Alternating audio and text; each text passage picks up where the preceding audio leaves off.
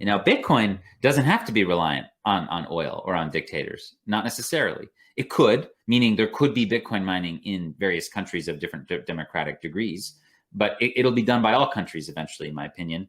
And if you think about what people like Jeff Booth talk about with technology deflation, and you look at the graphs of some of these charts of the cost of some different ways that humans have invented to take things and turn them into electricity.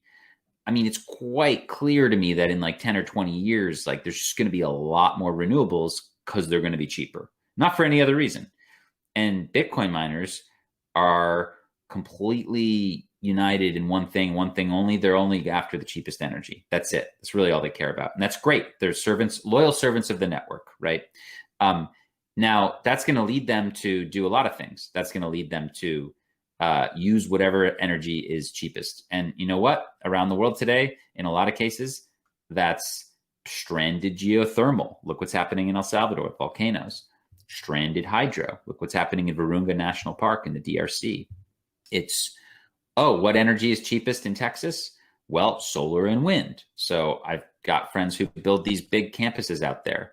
Now, there's also going to be places where, for whatever reason, coal or natural gas are very cheap too. Some of that might be political, right? In China, essentially, a lot of the coal mining was like essentially like, it was like corruption. It was like people who had originally flocked to China to do Bitcoin mining for that was like sort of curtailed hydro. Like the Chinese government had just built up all this hydro energy over the last decade, way too much to use. And they weren't able to connect the transmission lines like soon enough. So they had all this sort of unused hydro, and that's why Bitcoin mining kind of started in China.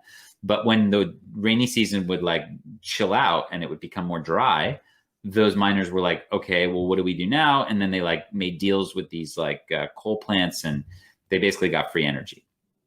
And that's a political phenomenon. That's like not necessarily the case. Like if you look at the price of energy, like around the world, in many areas, renewables is cheapest. And I think it's just going to get cheaper and cheaper and cheaper.